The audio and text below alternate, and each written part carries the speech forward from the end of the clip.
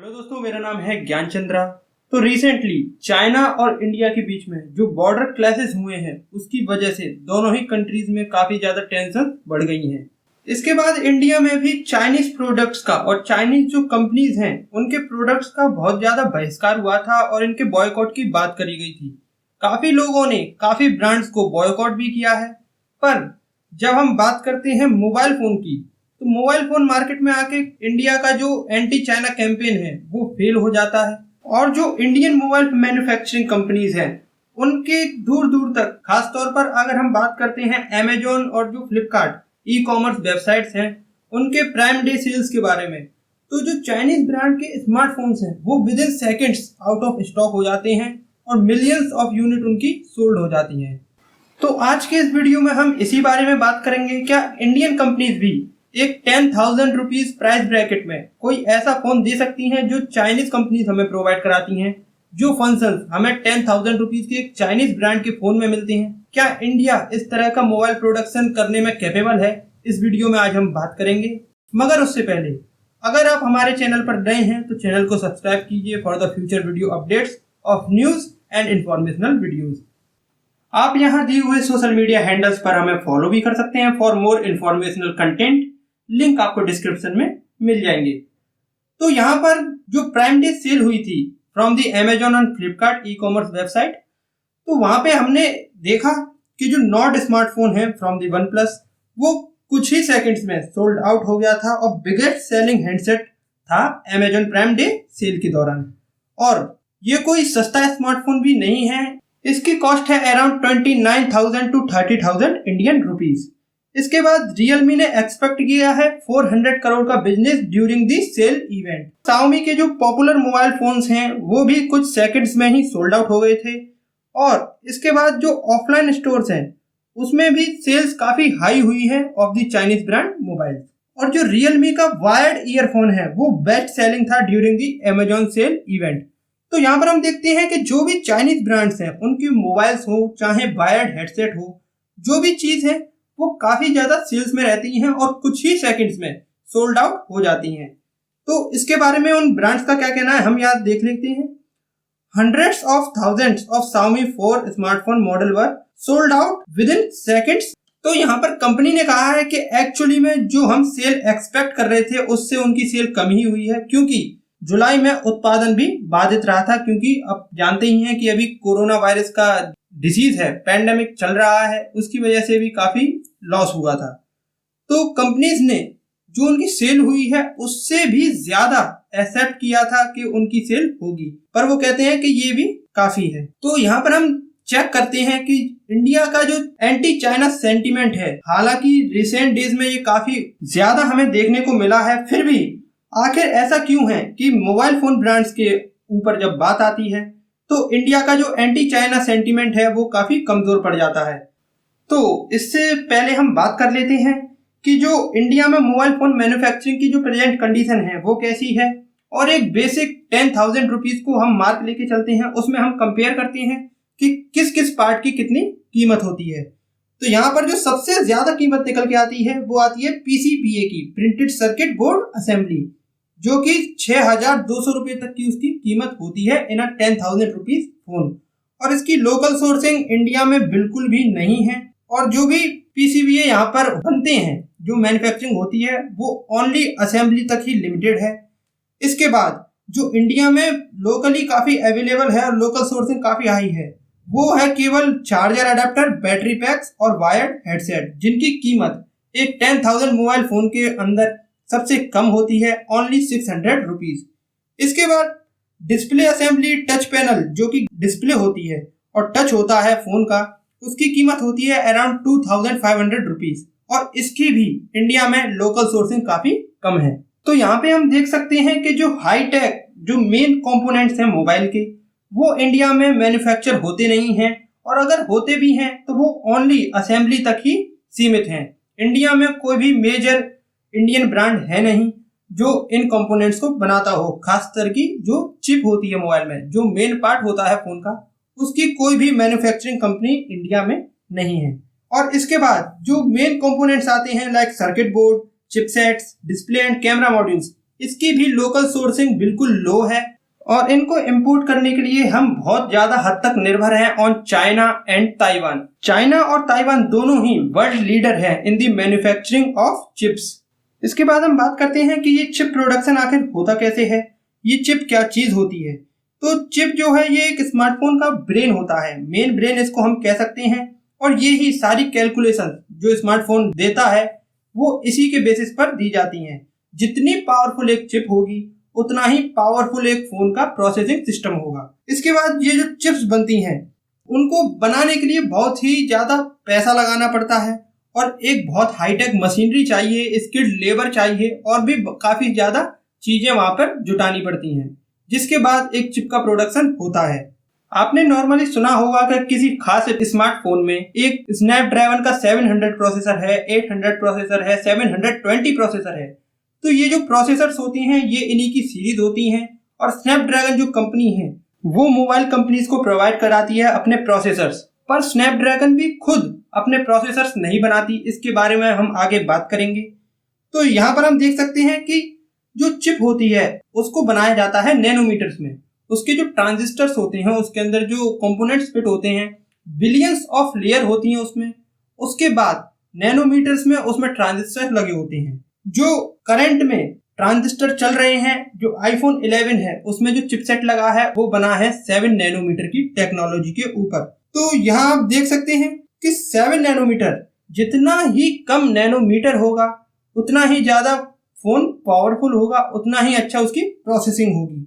और जितना हम कम उसकी नैनोमीटर्स में रखेंगे उसे प्रोसेसर को, उतने ही ज्यादा हम उसमें कंपोनेंट्स लगा सकते हैं। उसके बाद उतने ही ज्यादा हम उसमें कोर्स भी लगा सकते हैं। आपने सुना होगा कि किसी पर्टिकुलर प्रोसेसर में 8 कोर्स हैं, हेक्सा कोर्स हैं, तो ये सब इसी के ऊपर बेस्ड होता है। आईफोन 11 में जो प्रोसेसर यूज हुआ है दैट इज 7 नैनोमीटर टेक्नोलॉजी, वो आईफोन खुद नहीं बनाती, उसे बनाती है TSMC जो कि ताइवान की कंपनी है, जिसकी फुल फॉर्म है ताइवान सेमीकंडक्टर मैन्युफैक्चरिंग कंपनी। और ये कंपनी एक तरह से वर्ल्ड लीडर है in the manufacturing of chipsets. तो यहाँ पर हम देख सकते हैं कि एप्पल जैसी बड़ी कंपनी भी इस कंपनी के ऊपर रिलाई करती है for their semiconductors and chips. इसके बाद आता है नंबर क्वालकॉम का। क्वालकॉम जो मेन चिप्स बनाती है वो बनाती है for the Android mobile phones. और आप देखेंगे कि ज्यादातर एंड्रॉयड फोन्स में जो आपको प्रोसेसर मिलेगा वो मिलेगा क्वालकॉम का प्रोसेसर। और इसके बाद क्वालकॉम भी अपना प्रोसेसर खुद नहीं बनाता, वो बनवाता है अपने processor through the TSMC company, जो कि मैंने जैसे बताया एक वर्ल्ड लीडर है। तो जो ये ट्रांजिस्टर्स और जो सेमीकंडक्टर्स हैं, बेसिकली जो चिपसेट है उसको बनाने की प्रोसेस है वो भी काफी ज्यादा पार्ट्स में डिवाइडेड होती है। काफी ज्यादा लेयर्स लगाई जाती हैं एक चिपसेट को बनाने में। और वो चिपसेट कितना पावरफुल है ये डिपेंड करता है कि वो कितना छोटा है। दैट इज, मैंने जैसे आपको बताया कि जितना कम नैनोमीटर्स का जो प्रोसेसर है वो टेक्नोलॉजी पे बेस्ड होगा उतना ही फास्ट उसकी प्रोसेसिंग होगी। जिन लैब्स में इन चिपसेट को बनाया जाता है उनको हम कहते हैं फैब। मात्र 2 फैब्स हैं इंडिया में। पहला है वो टेक्सास इंस्ट्रूमेंट्स ने इंस्टॉल किया था इन द ईयर 1985 इन बेंगलुरु, जो कि बेसिकली डिजाइन मैन्युफैक्चरिंग के ऊपर उसका वर्क रहता था। और इसके बाद इसरो का भी एक मोहाली में है फैब, जो उसे सेमीकंडक्टर बनाना है उसके कंपोनेंट्स को वो इंपोर्ट करती है और मोस्टली असेंबली तक ही वो बेस्ड है। लेकिन जो वहां पे इसरो द्वारा प्रोसेसर बनाया जाता है वो बेस्ड होता है 180 नैनोमीटर टेक्नोलॉजी के ऊपर। और यहाँ पर आप देख सकते हैं आईफोन जो 11 है उसमें 7 नैनोमीटर की टेक्नोलॉजी का यूज हुआ है। तो एक तरह से बहुत बड़ा गैप है दोनों के बीच में। और आज के टाइम में 180 नैनोमीटर का जो प्रोसेसर है वो आप किसी भी फोन में नहीं लगा सकते, क्योंकि वो बहुत ही हीट जनरेट करता है और प्रोसेसिंग भी उसकी इतनी ज्यादा होती नहीं है।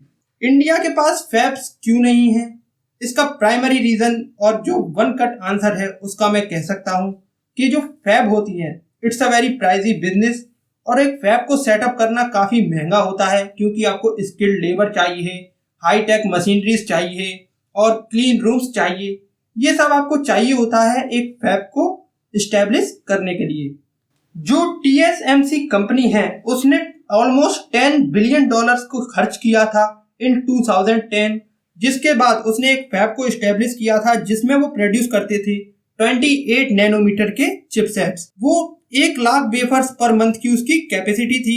उसके बाद भी जो टेक्नोलॉजी इतनी फास्टली चेंज हो रही है, जो उनकी फैब थी उसको अब उन्होंने बंद कर दिया है, क्योंकि कंपनीज अब 3 नैनोमीटर के चिपसेट्स को बनाने की तरफ ध्यान दे रही हैं और 28 नैनोमीटर एक बहुत ही आउटडेटेड टेक्नोलॉजी हो चुकी है। इसके बाद साउथ कोरियन जायंट है टेक्नोलॉजी में, दैट इज सैमसंग। उसने $14.3 बिलियन इन्वेस्ट किए थे in 2014 to set up a new fab. उसके बाद भी जो 3 नैनोमीटर की नई टेक्नोलॉजी आ रही है, फिलहाल जो टेक्नोलॉजी चल रही है वो है मोस्टली 10 नैनोमीटर और 7 नैनोमीटर पे। पर कंपनीज अब चाहती हैं कि वो 3 नैनोमीटर के चिपसेट को बिल्ड करें, कि कंपनीज को अराउंड $20 बिलियन की इन्वेस्टमेंट करनी होगी ऑन दी 3 नैनोमीटर टेक्नोलॉजी। इतनी ज्यादा इन्वेस्टमेंट के बाद ही वो फैब्स को इस कैपेबल बना सकते हैं कि वहां पे वो बिल्ड करें 3 नैनोमीटर का चिपसेट। इसके बाद भी आप इतना इन्वेस्टमेंट कर भी देते हैं, उसके बाद जो फैब है उनको एक कपल ऑफ इयर्स में आपको अपग्रेड करना होता है टू स्टे कॉम्पिटिटिव, क्योंकि टेक्नोलॉजी बहुत ही जल्दी चेंज हो रही है। जैसा आप देख सकते हैं अभी 3 नैनोमीटर्स की तरफ कंपनीज देख रही हैं, उससे पहले था 7 नैनोमीटर, उससे पहले 10 नैनोमीटर्स एंड 14 नैनोमीटर्स। ये काफी तेजी से चेंज हो रहा है। इसी के लिए आपको फैब्स को भी अपग्रेड करते रहना पड़ता है, उसमें इन्वेस्टमेंट करते रहनी पड़ती है। सो इस सब के बाद ये एक बहुत ही कॉस्टली बिजनेस बन जाता है। तो ये हो गई एक प्राइमरी रीजन। इसके बाद आता है जो सॉफ्टवेयर है उसको कैसे डेवलप किया जाए। जो मोस्टली स्मार्टफोन्स हैं इन द मार्केट वो रन करते हैं गूगल के एंड्रॉयड सॉफ्टवेयर के ऊपर, पर जो गूगल का एंड्रॉयड सॉफ्टवेयर है वो रिलीज करते हैं एज अ वनीला सॉफ्टवेयर।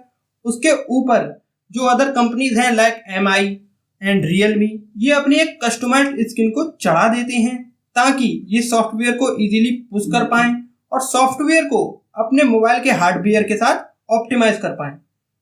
तो बेसिकली ये एक रॉ एंड्रॉयड पर अपनी स्किन चढ़ा देते हैं, जिस Xiaomi उसे MIUI कहता है, Realme उसे कहता है Realme UI, हिंदी Oppo ये कहलाता है कलर OS, जहाँ Vivo की बात आती है उसमें ये है FunTouch OS, और यहाँ तक कि OnePlus में भी Oxygen OS, जो टोटली निर्भर करता है ऑन दी एंड्रॉयड। और जो ज्यादातर आपको मोबाइल फोन मिलेंगे मार्केट में वो सारे ही एक कस्टमाइज्ड स्किन के ऊपर रन कर रहे होंगे। जो स्टॉक एंड्रॉयड है वो एक बहुत ही कम मोबाइल फोन्स में आपको देखने को मिलेगा। और जो ये फोन कंपनीज हैं इन्होंने ईयर्स को अपने इन्वेस्ट किया है टू डेवलप अ सॉफ्टवेयर जो वो अभी रन करते हैं, और इसके बाद ये चिपसेट्स जो हैं वो बल्क में एक्वायर कर लेते हैं from the company like Qualcomm. उससे ये अपना सॉफ्टवेयर उस हार्डवेयर के हिसाब से अच्छे से ऑप्टिमाइज कर लेते हैं। इसके बाद उन्हें जो पुश अपडेट्स देने होते हैं, जो अपडेट करना होता है, सॉफ्टवेयर अपडेट्स प्रोवाइड कराने होते हैं, वो काफ़ी इजी हो जाता है पुश करना। और इसके बाद जो फ़ोन है वो भी काफ़ी स्मूथली चलता है। और यहीं पर आकर जो इंडियन ब्रांड्स हैं, जो माइक्रोमैक्स, इंटेक्स एंड कार्बन हम जिनकी बात कर रहे हैं, यहीं पर ये इन कंपनीज से पीछे रह जाते हैं। इन रीजंस की वजह से आप देख सकते हैं कि इंडिया का जो स्मार्टफोन मार्केट है वो कितना पीछे रह गया है अगर हम कंपेयर करते हैं विद चाइना एंड ताइवान। तो रिसेंटली जो प्रेजेंट टाइम चल रहा है उसमें हमारी जो निर्भरता है वो चाइना और ताइवान पे काफ़ी रहने वाली है, पर ऐसा नहीं है कि हम इनसे कभी अचीव नहीं कर पाएंगे। हमको काफ़ी ज़्यादा मेहनत करनी होगी, काफ़ी ज़्यादा इन्वेस्ट करना होगा in the field of mobile phone manufacturing. उसके बाद हम उम्मीद कर सकते हैं कि इंडिया में भी इनके खुद के मोबाइल फोन ब्रांड्स होंगे जिनकी सेल्स काफ़ी हाई होंगी। उम्मीद करता हूं कि आपको ये वीडियो समझ में आया होगा। वीडियो देखने के लिए आपको बहुत बहुत धन्यवाद। आपका दिन शुभ हो।